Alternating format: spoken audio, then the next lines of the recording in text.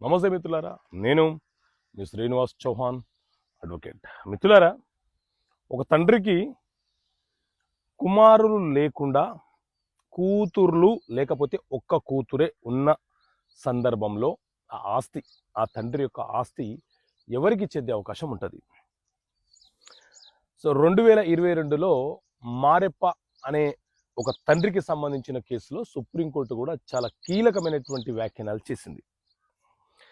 ఎప్పుడైనా సరే ఒక తండ్రి లేకపోతే ఒక తల్లి వారు కష్టార్జితంతో సంపాదించిన ఆస్తులు వారి పేర్ల మీద ఉన్నప్పుడు వారు ఎవరికి వీలునామా రాయకుండా మరణిస్తే వాళ్ళ ఆస్తి సాధారణంగా వారసత్వంగా వారి యొక్క వారసులు, కుమారులైతే కుమారులు, కూతుర్లైతే కూతుర్లు, లేకపోతే కుమార్తెలు కుమారులు ఇద్దరున్న సందర్భాల్లో అందరికీ సమానంగా వాటా దక్కుతుంది. ఇది చట్టం చెప్పే అంశము. దీని మీద సుప్రీంకోర్టు జడ్జిమెంట్లు కూడా ఉన్నాయి. అదేవిధంగా తండ్రికి వారసత్వంగా వచ్చిన ఆస్తి ఉన్న సందర్భాలలో తండ్రి వారసత్వంగా ఆస్తిని పొంది ఆ ఆస్తిని ఏ ఒక్క కొడుకుకో ఏ ఒక్క కూతురుకో ఇస్తా అంటే చెల్లుబాటు కాదు. ఒకవేళ ఆ తండ్రికి కొడుకులు లేకుండా కుమార్తెలే ఉంటే, ఒక్క కుమార్తె ఉన్న ఆ తండ్రి ఆస్తికి వారసురాలు ఆ కుమార్తెనే అవుతుంది.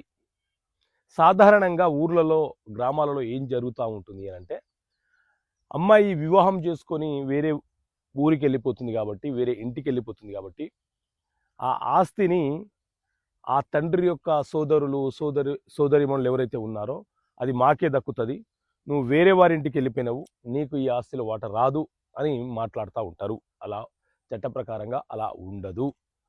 ఆ తండ్రికి జన్మించిన కుమారుడైనా సరే కుమార్తె అయినా సరే ఆ తండ్రికి వచ్చిన వారసత్వపు ఆస్తిలో వారసురాలు అవుతుంది, వారసుడు అవుతారు. అంతే తప్ప కూతురే కదా అని చెప్పి హక్కులను కోల్పోవడానికి అవకాశం ఉండదు. ఓకే మిత్రులారా, థ్యాంక్ యూ. జై హింద్.